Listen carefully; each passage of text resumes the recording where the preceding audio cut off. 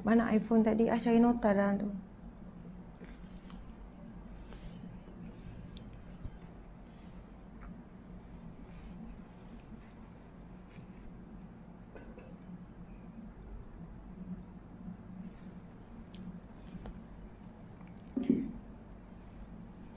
Subhanallah, subhanallah, subhanallah, alhamdulillah, Allahu akbar.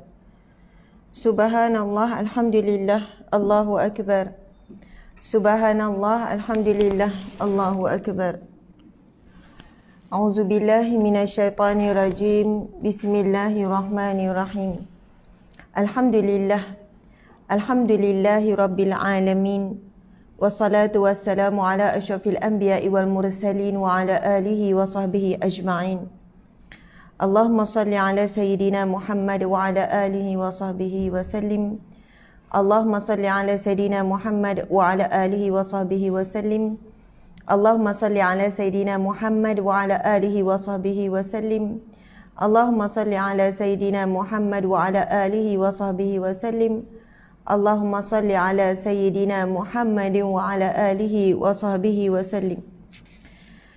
Assalamualaikum warahmatullahi wabarakatuh. Alhamdulillah, alhamdulillah. Muslimin muslimat yang dirahmati Allah sekalian, sabahal khair. Selamat pagi yang barakah. Selamat pagi yang penuh dengan kebaikan, penuh dengan rahmat insya-Allah. Alhamdulillah, terlebih dahulu saya ingin mohon maaf. Saya ingin mohon maaf kerana kelewatan, sepatutnya dijadualkan jam 7 pagi. Tapi sekarang dah 7, lebih kurang 7 suku, hampir 7 suku. Sebenarnya hari ini adalah hari pertama kita cuba set up kuliah kita ini di rumah saya sendiri. Maksudnya tidak ke pejabat lah. Kita nak menyesuaikan diri. Biasa saya buat di studio di pejabat, jadi hari ini kita cuba setting sendiri, buat sendiri. Maka adalah beberapa isu teknikalnya. Jadi alhamdulillah, walau bagaimanapun, insya-Allah kita bermula lebih kurang dalam 7 suku ni, kita akan habis dalam 7.45, lebih kurang 30 minit, sebagaimana yang kita telah wawarkan pada malam tadi. Jadi alhamdulillah, muslimin muslimat dimati Allah sekalian, mudah-mudahan kalian berada dalam keadaan tenang, bahagia, kuat, memulakan hari dengan yang terbaik. Dah bangun seawal pagi, kemudian telah menunaikan solat sunat, kita dah buat solat subuh, kemudian dah mula membaca Al-Quran, mudah-mudahan insya-Allah. Muslimin muslimat yang dirahmati Allah sekalian, insya-Allah bagi memberkati majlis kita, marilah sama-sama kita memulakan dengan bacaan Ummul Kitab Al-Fatihah. Auzubillahi minasyaitonirrajim. Bismillahirrahmanirrahim. Alhamdulillahi rabbil alamin. Ar-Rahmanirrahim. Maliki yaumiddin. Iyyaka na'budu wa iyyaka nasta'in. Ihdinas siratal mustaqim. Siratal ladzina an'amta 'alaihim ghairil maghdubi 'alaihim waladdallin. Amin. Amin amin ya rabbal alamin. Subhanallah. Muslimin muslimat yang dirahmati Allah sekalian, hari ini merupakan siri pertama kuliah kitab Riyadhus Salihin. Riyadhus Salihin membawa masuk taman-taman orang yang soleh. InsyaAllah kuliah ini akan berlangsung setiap hari sehinggalah habis kitab ini kita sama-sama bacakan. Mungkin memakan masa selama 1 tahun, mungkin lebih daripada itu. InsyaAllah saya akan cuba sedaya upaya untuk memastikan kuliah kita ini sentiasa berjalan setiap pagi. InsyaAllah bukan saya saja, ia kerjasama dengan suami, dengan anak-anak, dengan staf dan semuanya. Bermula jam 7 pagi hingga 7.30.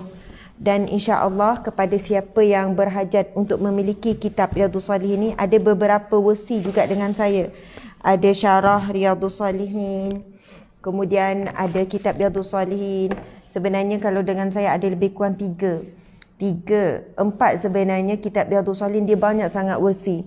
Jadi siapa ada versi apa pun sebenarnya tak ada isu, tak ada masalah. Yang penting ia adalah kitab yang berkaitan dengan Riyadhus Salihin, Taman Orang-orang Soleh, sebuah kitab karya teragung Imam Nawawi. Subhanallah. Iaitu salah seorang ulama besar dalam mazhab Syafi'i kita. Jadi insya-Allah berkenaan dengan tentang Imam Nawawi, kemudian kitab Riyadhus Salihin itu sendiri kita akan jelaskan pada episod akan datang. Jadi muslimin muslimat dimati Allah sekalian, insya-Allah kita akan mula membacakan kitab Riyadhus Salihin ini, bermula daripada bab yang pertama yang bertajuk, kita boleh tuliskan ya nota masing-masing sahabat-sahabat dimati Allah sekalian. Bab yang pertama bertajuk, ini exactly sebagaimana yang telah disusun oleh Imam Nawawi. Kalau saya pegang ni kitab Riyadhus Salihin dan penjelasannya, maksudnya ditambah dengan sedikit penjelasan. Manakala kitab yang kedua yang saya pegang iaitu Syarah Riyadhus Salihin. Bila Syarah Riyadhus Salihin, dia jadi ini kan satu buku. Ini satu buku melengkapi semualah. Subhanallah. Tapi bila bab syarah, dia sampai 4 jilid. Maksudnya syarahnya disyarahkan oleh para alim ulama dengan lebih banyak, dengan lebih detail, ditambahkan lagi dengan hadis-hadis dan firman Allah Subhanahu Wa Taala.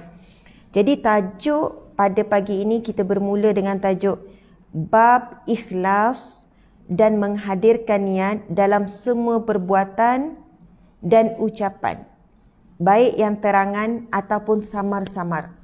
Okey, panjang kan tajuknya, tapi itulah tajuk yang disusun oleh Imam Nawawi bagi tajuk, bagi bab yang pertama. Sahabat-sahabat semua boleh tuliskan tajuk kita iaitu Bab Ikhlas, Bab Ikhlas dan menghadirkan niat dalam semua perbuatan dan ucapan, baik yang terangan atau samar-samar. Ataupun kita boleh tuliskan baik dalam terang-terangan ataupun sembunyi. Subhanallah. Okey, saya ulang lagi sekali. Masing-masing kalau boleh ada buku, ada kertas. Ibu ayah serta anak-anak semuanya. Sama-sama kita menuliskan tajuk kita ialah Bab Ikhlas dan menghadirkan niat dalam semua perbuatan, apapun perbuatan, dalam semua perbuatan. Sama ada perbuatan itu ibadah khusus ataupun perbuatan itu ibadah umum. Walaupun perbuatan itu dalam bentuk apa yang kita lakukan seharian, seperti masak, makan, minum, tidur, mengemas rumah, lipat kain, ataupun dalam ibadah khusus seperti solat, puasa, sedekah, zikir dan sebagainya. Jadi disebutkan dalam bab yang pertama ini kita nak mengerti dan memahami, menghayati bab ikhlas dan menghadirkan niat. Nak hadirkan niat. Sebab banyak yang kita buat tanpa niat. Banyak yang kita lakukan seharian, terutamanya ibadah umum, kita tak hadirkan niat. Subhanallah. Jadi bab ini dalam bab yang sangat penting, menghadirkan niat dalam semua perbuatan dan ucapan ketika kita nak berkata-kata, ketika kita nak menyampaikan, ketika kita nak menulis, hadirkan niat. Niat apa? Subhanallah. Baik yang terangan ataupun sembunyi. Sama ada terangan ini ia melibatkan dilihat, diperlihatkan, melibatkan orang lain, atau sembunyi melibatkan diri kita sahaja. Subhanallah. Baiklah. InsyaAllah saya akan mula membacakan kitab ini. Ikhlas ialah bertujuan hanya semata-mata kerana Allah. Ikhlas membawa maksud suatu perbuatan yang dimaksudkan untuk mencari redha Allah. Dilakukan kerana Allah. Subhanallah. Sekali lagi saya ulang. Ikhlas membawa maksud sesuatu perbuatan dilakukan untuk mencari redha Allah, dilakukan kerana Allah Subhanahu Wa Taala. Buat sesuatu kerana nak Allah redha. Buat sesuatu kerana nak Allah sayang. Nak Allah yang pandang. Subhanallah. Dan kita tahu Allah memandang pada hati kita dan perbuatan kita. Itu hadis Nabi sallallahu alaihi wasallam. Innallaha la yanzuru ila suwarikum wala ajsadikum. Sesungguhnya Allah tidak melihat kepada rupa paras kamu, kepada zahir kamu. Tetapi Allah melihat walakinnallaha yanzuru, tetapi Allah melihat ila qulubikum, terhadap hati kamu, wa a'malikum, serta amalan kamu. Subhanallah. Sahabat yang dimati Allah sekalian, ikhlas ini umpama seperti semut hitam di atas batu yang hitam di malam yang hitam. Subhanallah. Cuba bayangkan, jika pada malam yang gelap gelita, kemudian ada satu batu yang hitam, kemudian ada semut hitam di atas tu. Lalu ada orang bertanya kepada kita, ada sesuatu tak di atas batu tersebut? Mungkin kita akan jawab, tak ada apa-apa. Tak ada apa-apa. Batu ni tak ada apa-apa. Kosong. Kosong. Tak nampak apa-apa atas batu ni. Sedangkan di atas batu itu ada banyak semut hitam. Bagaimana kita nak dapat melihat? Sedangkan semut itu warna hitam di atas batu yang hitam, kemudian di malam yang gelap. Masya Allah. Ikhlas itu tak nampak. Tidak kelihatan. Sangat tersembunyi di dalam hati kita. Tetapi Allah Subhanahu wa ta'ala Maha melihat. Allah ya basir yang maha melihat. Allah ya syahid yang maha menyaksikan. Allah ya hasib yang maha menghitung. Allah melihat segala niat hati kita, keikhlasan kita yang jauh tersembunyi di dalam hati. Walaupun manusia tidak menilai, walaupun manusia tidak menghargai, walaupun manusia tidak memuji, tetapi Allah ya hasib yang maha menghisap segala-galanya dengan sangat teliti. Sahabat yang dirahmati Allah sekalian, hati yang ikhlas, niat yang ikhlas ketika melakukan sesuatu umpama seperti nyawa di dalam tubuh badan kita. Dan orang yang melakukan sesuatu amalan, sama ada ibadah yang khusus seperti solat, zikir, baca Quran dan sebagainya, ataupun ibadah umum seperti mencari rizki, seperti kita makan minum, seperti kita mengemas rumah dan sebagainya. Subhanallah. Jika tidak diniatkan, tidak dihadirkan dengan hati yang ikhlas, apa yang berlaku? Seperti tubuh badan tanpa nyawa. Seperti tubuh badan tanpa nyawa. Dan jikalah satu tubuh badan itu tanpa nyawa, namanya mayat. Kalau binatang pula, kalau lembu tanpa nyawa, tanpa roh, namanya bangkai. Apa yang perlu dibuat kepada tubuh badan tanpa nyawa? Ia perlu ditanam. Maksudnya tubuh badan itu tidak ada nilai lagi. Tidak ada nilai lagi. Sebab tubuh badan tanpa nyawa tidak mampu menggerakkan walaupun satu jari. Tidak mampu nak mengelipkan mata. Dah tidak ada nilai. Di manakah tempat tubuh badan tanpa nyawa? Di dalam kubur di bawah tanah. Di manakah tempat binatang tanpa nyawa? Ia bangkai. Perlu ditanam, perlu dibuang. Dan bagaimana kedudukan amal kita jika tanpa dihadirkan keikhlasan? Ia tidak ada nilai sedikit pun. Ia umpama seperti debu yang bertembangan begitu sahaja. Sebab itu, kenapa Imam Nawawi bahkan dalam kitab hadis 40 juga diletakkan hadis yang pertama, iaitu berkenaan dengan niat. Subhanallah. Muslimin, muslimat yang dimati Allah sekalian. Tajuk kita iaitu bab ikhlas dan menghadirkan niat dalam semua perbuatan dan ucapan, baik yang terangan ataupun yang tersembunyi. Subhanallah. Jadi tuan-puan yang dimati Allah sekalian, mari kita lihat firman Allah yang pertama. Harap boleh faham ya tuan-puan perbandingan yang diberikan tadi. Apabila kita melakukan sesuatu, menghadirkan niat kerana Allah, umpama seperti tubuh badan yang ada nyawa. Manakala bila kita melakukan sesuatu tanpa niat kerana Allah, ataupun bukan kerana nak cari redha Allah, ataupun bukan kerana kita ini nak buat sesuatu, nak dapat pahala, ganjaran dan sebagainya, tak hadirkan niat. Ramai orang menyapu tak hadirkan niat. Ramai orang masak susah payah satu jam, tak hadirkan niat untuk cari redha Allah. Maka ia sangat rugi. Makanan boleh siap, boleh makan, boleh gembirakan ahli keluarga. Tetapi sebenarnya kita boleh dapat sesuatu yang jauh lebih baik daripada itu. Mungkin daripada perbuatan kita masak hari-hari, kita bukan hanya dapat gembirakan ahli keluarga. Kita bukan hanya dapat kenyang dan makan sedap. Tapi itu juga laluan untuk kita dapat redha Allah. Untuk dapat syurga Allah. Allahu Akbar. Subhanallah. Allah Subhanahu Wa Taala berfirman, Bismillahirrahmanirrahim. Wa ma umiru illa liya'budullaha mukhlishina lahuddin. Hunafa'a wa yuqimus salah wa yu'tuz zakah. wa dzalika dinul qayyimah. Sadaqallahul azim. Subhanallah. Ia bermaksud, padahal mereka hanya diperintah menyembah Allah dengan ikhlas mentaatinya semata-mata kerana menjalankan agama dan juga agar melaksanakan salat dan menunaikan zakat. Yang demikian itulah agama yang lurus. Subhanallah. Maksudnya di sini, kita diperintahkan untuk menyembah Allah semata-mata tanpa menyekutukan dalam melaksanakan solat dan menunaikan zakat. Subhanallah. Seterusnya, firman Allah Subhanahu wa taala. Firman Allah tadi iaitu subhanallah dalam surah Al-Bayyinah ayat 5. Siapa yang nak merujuk, cari surah Al-Bayyinah ayat 5. Sekarang kita cuba merujuk seterusnya firman Allah surah Al-Hajj ayat yang ke-37. Ayat ini sangat berkaitan dengan kita, sangat dekat dengan kita, ayat yang bakal dibacakan, dan ia berkaitan dengan ibadah korban yang kita akan lakukan tidak lama lagi. Lebih kurang 1 bulan, tak sampai 1 bulan lagi, kita akan menunaikan ibadah korban sempena Aidul Adha. Subhanallah. Allah berfirman, Bismillahirrahmanirrahim. Lan yanalallaha luhuman wala dima'uha walakin yunaluhu taqwa minkum.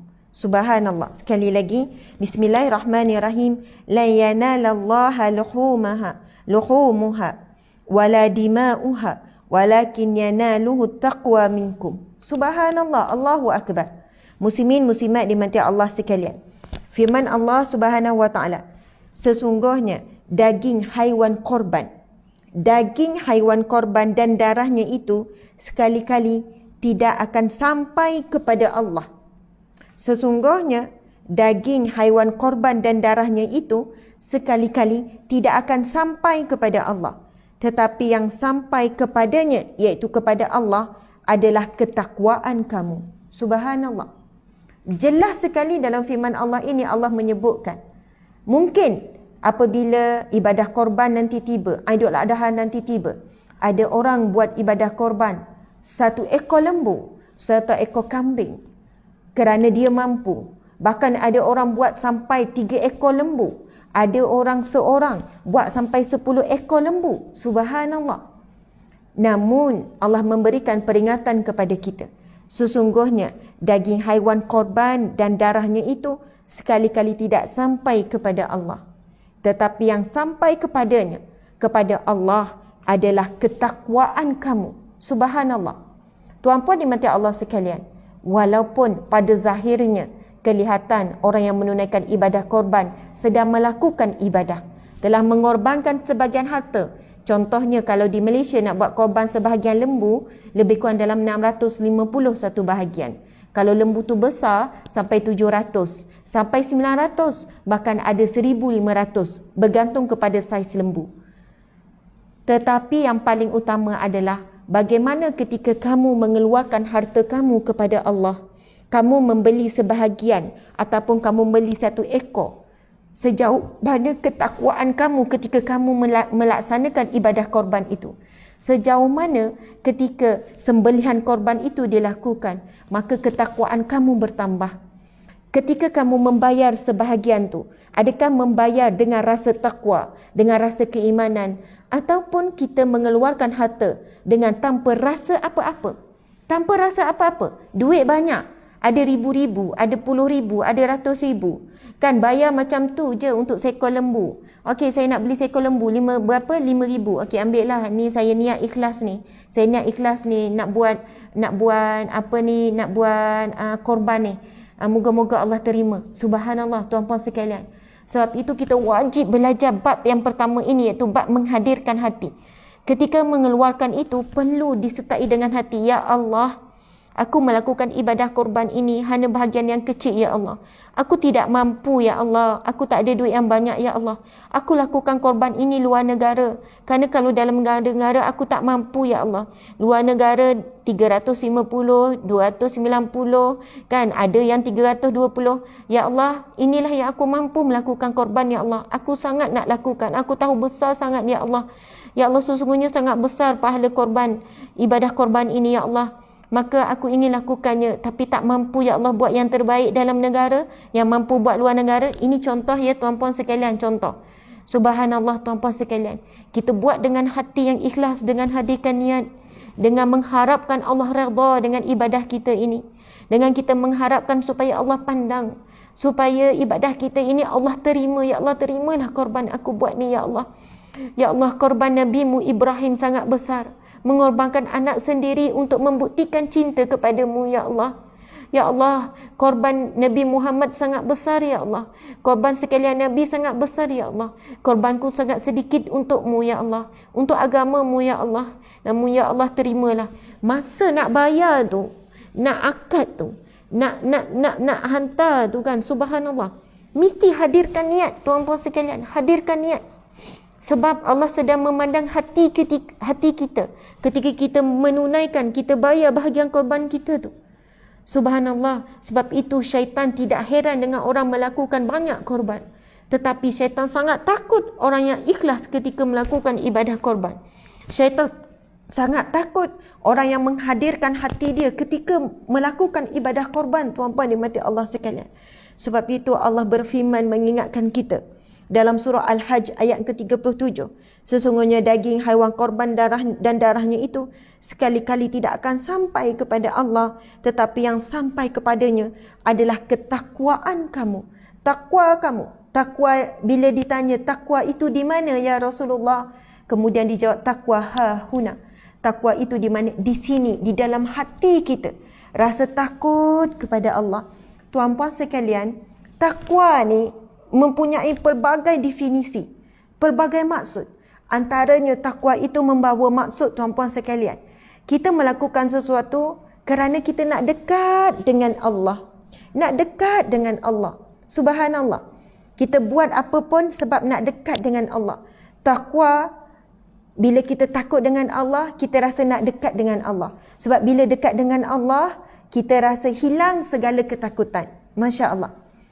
Takwa, bila kita rasa takut dengan Allah, kita makin dekat, makin hilang ketakutan. Apa yang menyebabkan paling takut dalam hati kita? Takut mati dalam keadaan buruk. Takut neraka Allah. Takut kita ini tak dapat rezeki yang cukup. Takut sakit. Betul kan? Takut jatuh muflis. Takut hilang orang yang kita sayang. Itu ketakutan-ketakutan dalam hidup kita. Dan kita takkan hilang rasa takut ini, melainkan kita mesti dekat dengan Allah yang memiliki semuanya. Kita takut pasal rezeki, maka dekatkanlah dengan Allah ya Razak yang memiliki rezeki dan mengurniakan rezeki. Kita takut kita jatuh sakit kena COVID dan sebagainya, maka dekatkanlah diri dengan Allah ya Salam yang memberikan kesihatan, kesejahteraan. Kita takut kita kehilangan orang-orang yang kita sayang.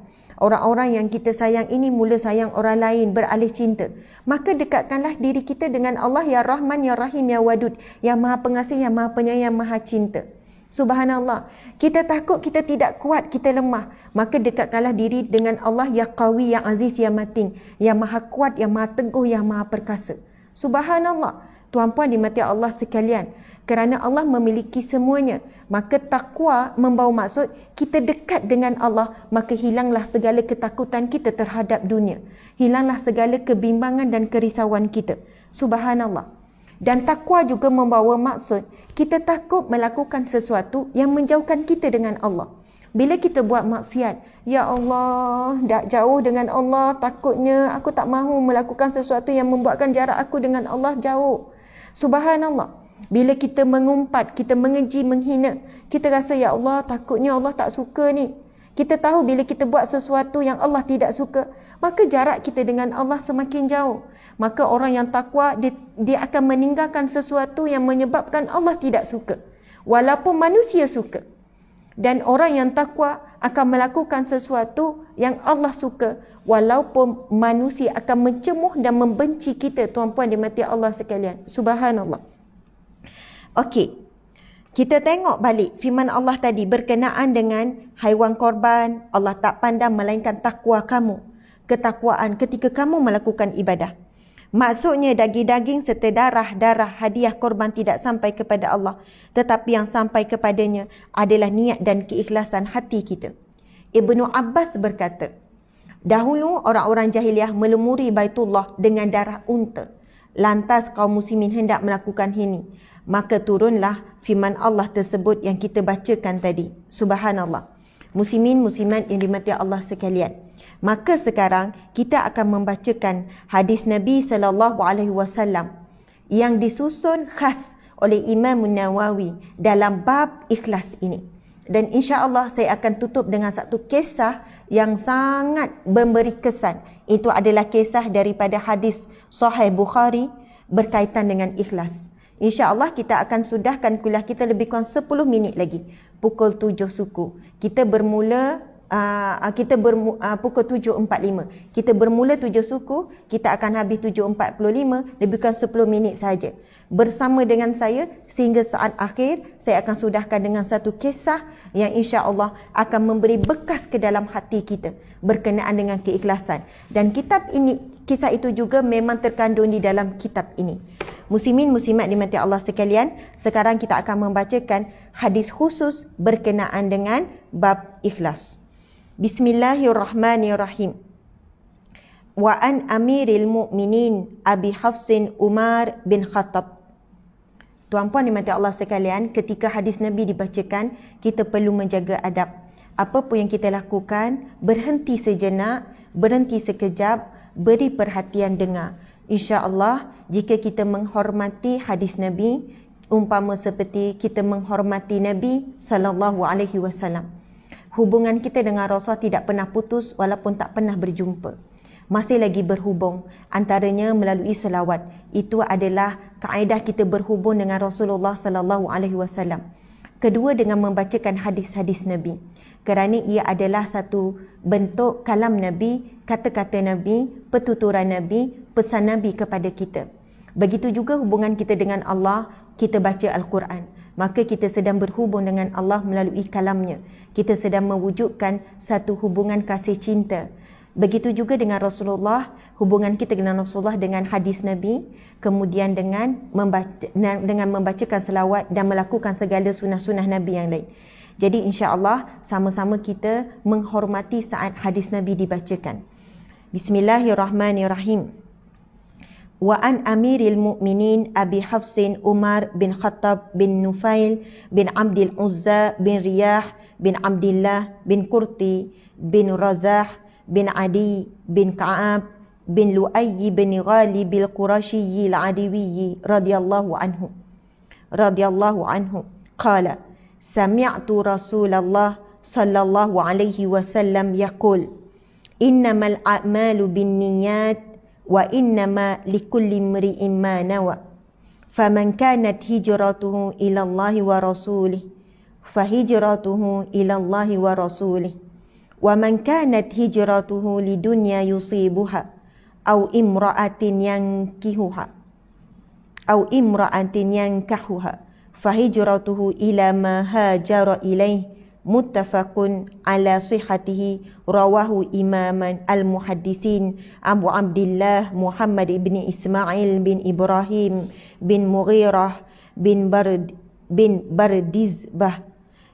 Bardizbah al-Ju'fiyul Bukhari wa Abu Husain Muslim bin Hajjaj bin Muslim al-Kushairiyu an-Naisaburiyu radhiyallahu anhuma fi sahihayhima alladzaini huma asahul kutub al-musannafah.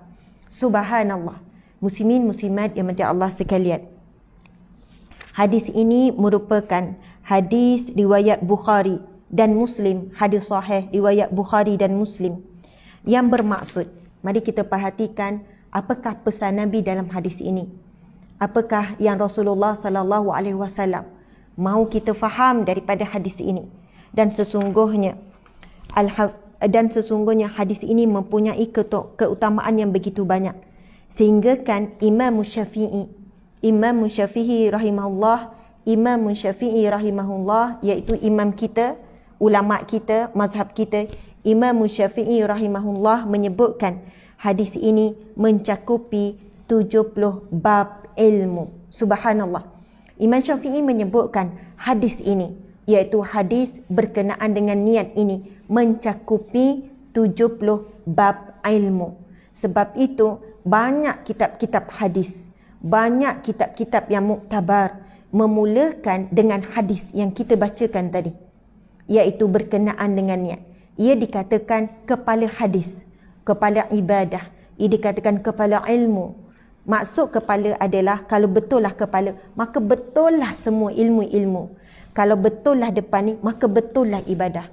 Kalau betul lah kepala ni, maka betul lah kehidupan kita. Sebab itu hadis ini diletakkan hadis yang pertama dalam kitab Riyadhus Shalihin, dalam kitab hadis 40, dalam banyak lagi kitab-kitab yang lain. Subhanallah. Maka sekarang marilah sama-sama kita membacakan maksudnya. Bismillahirrahmanirrahim. Subhanallah.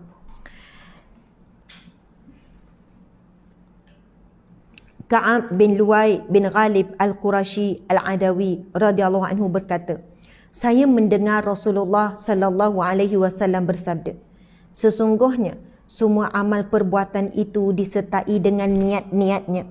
Semua amal perbuatan Nabi kata disertai dengan niat-niatnya.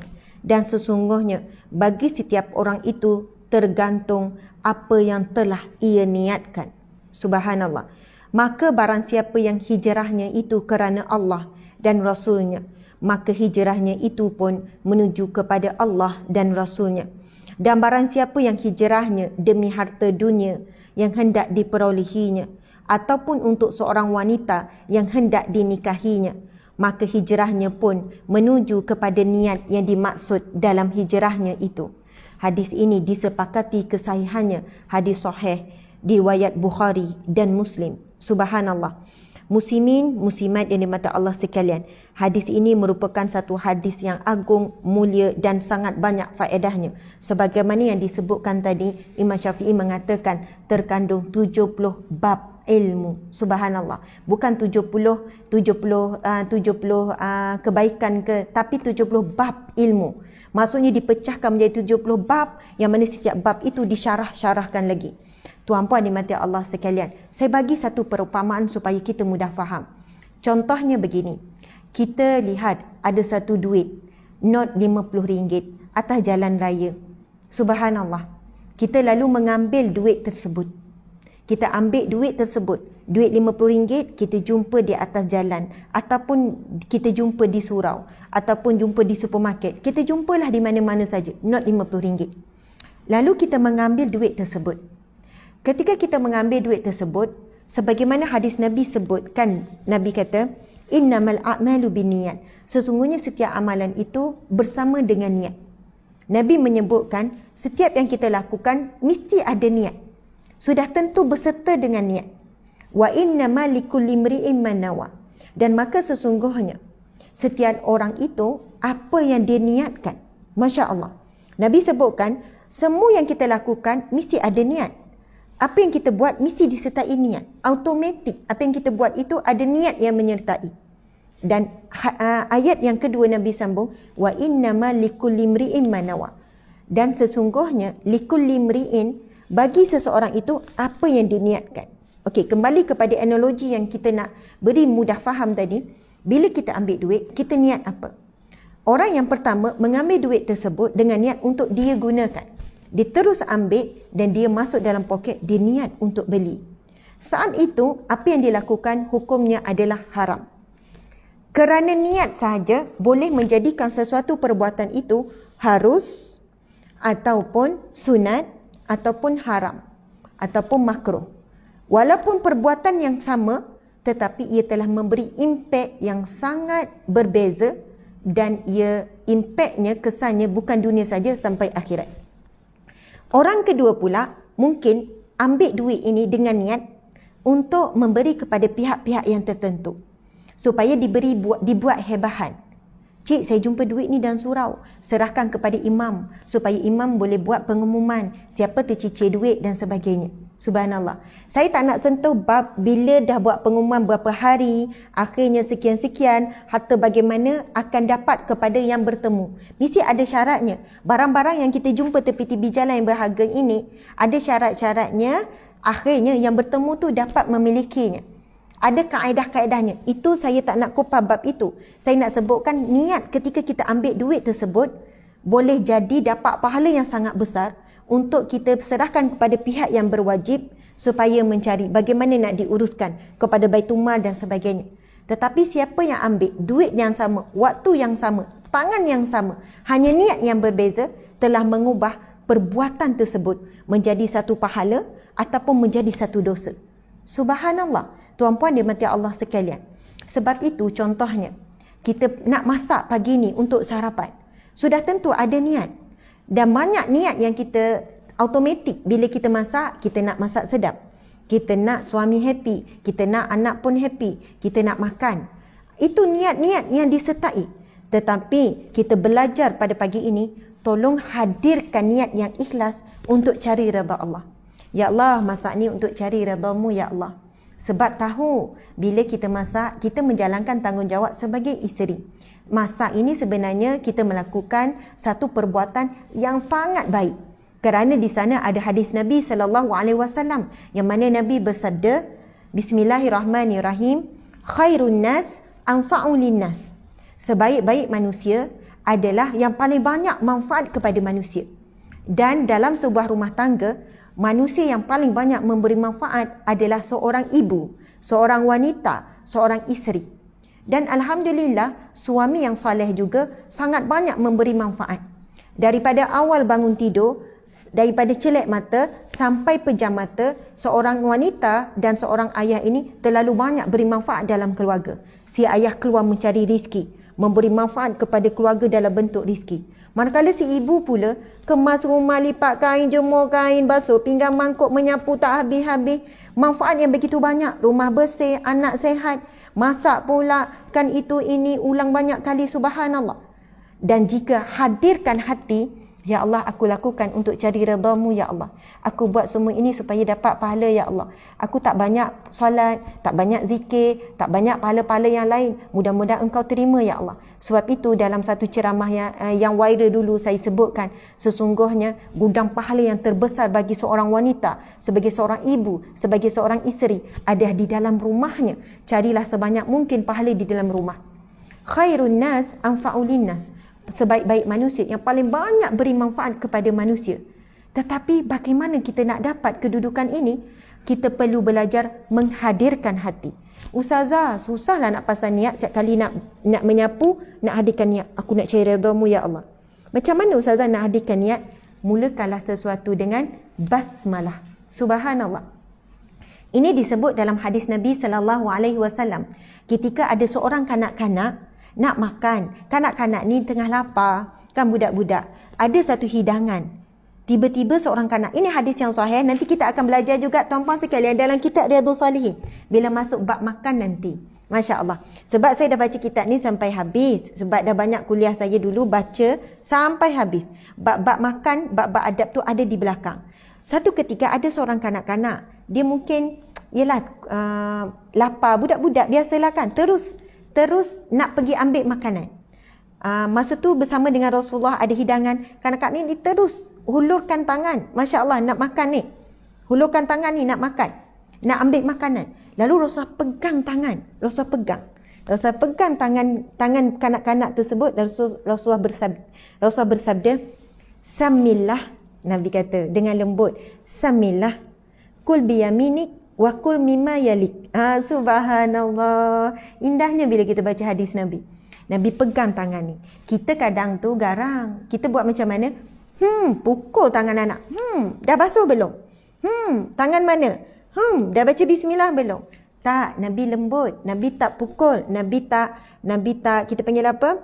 Tak piat, tak pukul. Nabi pegang. Nabi kata, Samillah. Sebutlah nama Allah. Nabi kata, Samillah, sebut nama Allah.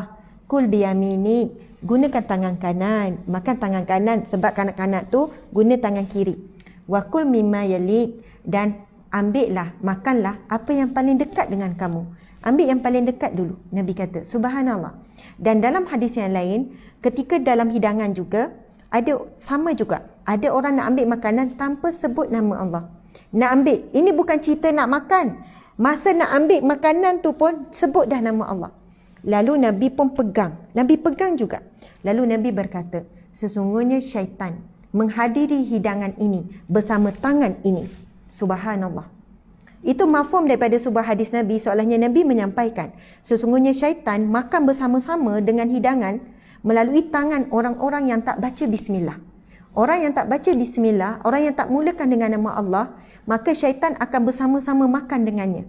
Dan insya-Allah tuan-puan sekalian bersama dengan saya untuk membacakan kitab Riyadhus Salihin ini, sebab ia merangkumi bab akidah, bab ibadah dan juga bab adab, sehingga habis nanti sampai bab makan, kita akan rasa seronok sangat belajar bagaimana pesan-pesan Nabi dalam bab makan. Jadi tuan-puan sekalian, bagaimana nak hadirkan hati dalam semua perbuatan?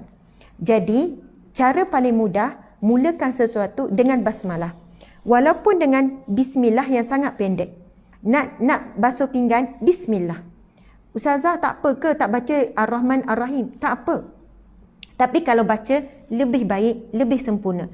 Bismillahirrahmanirrahim. Itu lebih baik, lebih sempurna. Tapi kalau panjang, kadang-kadang sebab banyak kerja kan, kita jadi panjang. Baca je bismillah, bismillah, bismillah. Bismillah, subhanallah. Bismillah nak lipat kain. Bismillah nak jemur kain. Bismillah.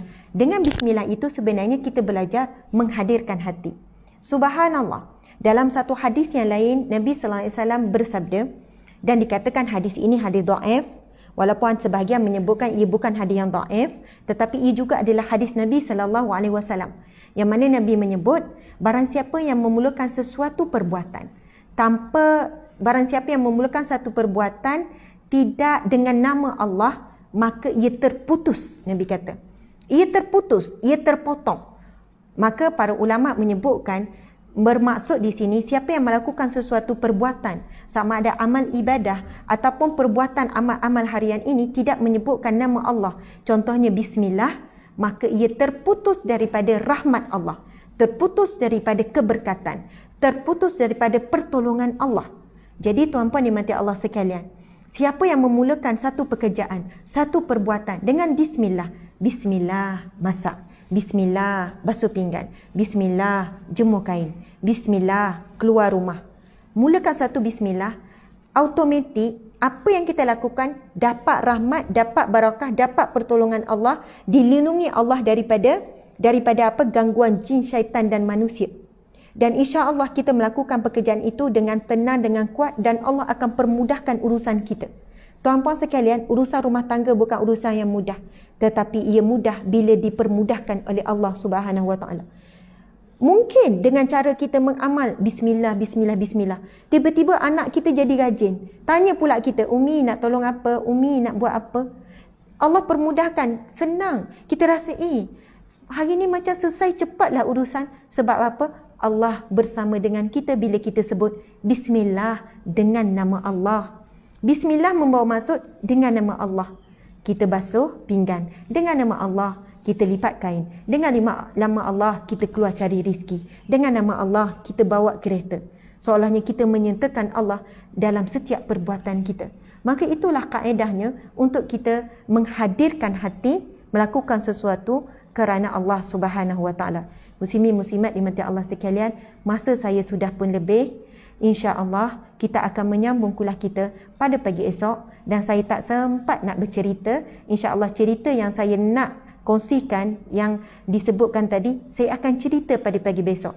Kepada semua yang hadir pada saat ini, insyaAllah saya akan mengadakan kuliah ini setiap pagi, start 7 hingga 7.30. Hari ini lambat sikit, minta maaf. Pukul 7 hingga 7.30, 30 minit setiap pagi, Sabtu dan Ahad pun termasuk, untuk membacakan kitab Imam Nawawi, kitab Riyadhus Salihin. Kepada siapa yang berhajat untuk memiliki kitab ini dan boleh dibacakan seisi keluarga, setiap pagi saya baca, tuan-puan sekalian pun ada, boleh tekan nombor, boleh cari nombor telefon ataupun pergi ke page kami ataupun nombor-nombor yang dikongsikan. InsyaAllah kita ada tim, Ustaz, kita ada tim untuk nombor telefon. Siapa yang nak beli buku, nak kitab Riyadhus Salihin ni, Kami sebelum ni tak pernah jual kitab Riyadhus Salihin, tetapi saya pasti bila kita dah buat kuliah berkitab begini, ramai orang nak ada kitab yang sama, nak baca sama-sama ketika kuliah dan selepas kuliah, nak rujuk balik dan sebagainya. Jadi insya-Allah siapa yang nak, tinggalkan nombor telefon, boleh PM, boleh DM. Insya-Allah kitabnya, kalau yang kitab saya ni harganya tak siap saya dalam 50-60 macam tu lah. Kitab sangat tebal tuan-puan sekalian, sangat besar. Lebih kurang dalam, memang tak sampai 100, dalam 60 tak silap saya. InsyaAllah kita akan usahakan supaya semua dapat. Kita cari dengan pembekal, walaupun saya dah hubungi semalam kan, cuba tanya ada tak kalau orang nak. InsyaAllah kita akan usahakan supaya ada. Alhamdulillah tuan-puan dimati Allah sekalian, tadi sebut pasal korban, saya ingin mengajak tuan-puan sekalian melakukan ibadah korban bersama dengan kami NGO Sahabat Amal Care. Kami ada mengadakan ibadah korban di dalam Malaysia dan luar negara. Dan jadi kita sebenarnya nak mengutamakan dalam Malaysia, tapi kita tahu ramai yang tak mampu untuk melakukan ibadah korban dalam Malaysia kerana kosnya agak tinggi, nilainya sangat tinggi. Lebih kurang dalam 650 satu bahagian, 700 satu bahagian. Sebab kita tahu lembu sangat mahal di Malaysia berbanding luar negara. Jadi kita buat dua-dua. Kepada siapa yang ingin bersama dalam ibadah korban dan kita menguruskannya daripada A sampai Z, kalian akan dapat sijil, kita akan mendoakan dan sebagainya insya-Allah. Dan kita lakukan dengan cara yang terbaik. Luar negara kita ada buat di Indonesia, tempat-tempat fakir miskin, kita ada buat di Rohingya, kita ada buat di insya-Allah kita ada buat juga di kita akan cuba berusaha buat di Palestin. Kita sedang bincang. Kita buat juga di di mana Ustaz? Luar negara yang paling banyak kita buat di mana? Di Kemboja. Kemudian ya di Rohingya, sebut dah tadi di Rohingya, mungkin di kawasan Filipin, kawasan fakir miskin dan sebagainya.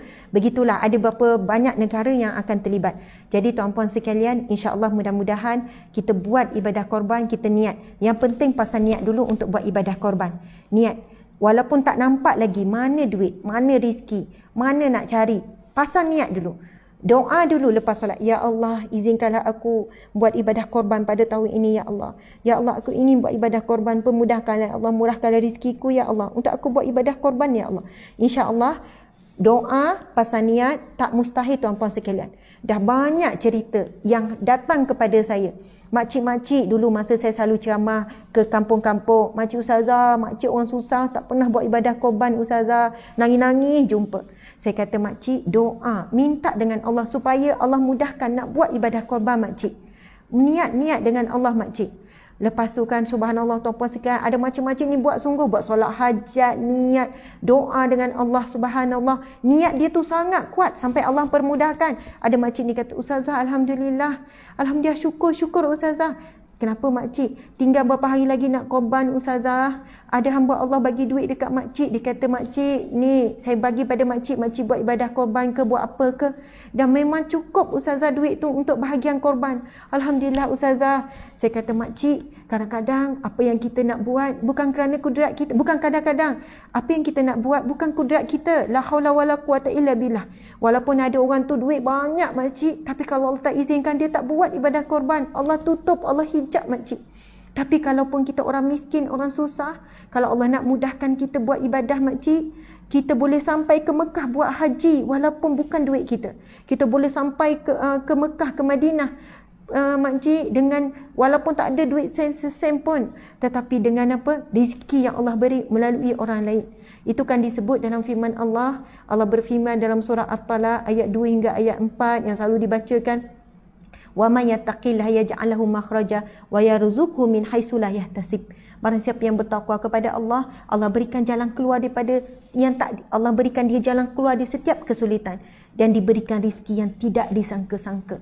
Subhanallah, alhamdulillah, muslimin muslimat dimati Allah sekalian, terima kasih banyak-banyak. Mohon maaf salah silap dan kekurangan sehingga bertemu kita pada pagi besok jam 7 pagi hingga 7:30. Maka dengan itu kita tangguhkan majlis ilmu kita dengan bacaan tasbih kafarah dan surah wal as. Bismillahirrahmanirrahim. Subhanakallahumma wa bihamdika asyhadu an la ilaha illallah. Subhanakallahumma wa bihamdika asyhadu an la ilaha illa anta subhanaka inni kuntu minaz zalimin. Subhanallah. Ustaz, Subhanakallahumma wa bihamdika asyhadu an la ilaha illallah astaghfiruka wa atubu ilaih. Bismillahirrahmanirrahim. Wal 'asr innal insana lafi khusr illa alladhina amanu wa 'amilus solihat wa tawasaw bil haqqi wa tawasaw bis sabr. Shadaqallahul azim. Sekian, wabillahi taufiq wal hidayah. Assalamualaikum warahmatullahi wabarakatuh.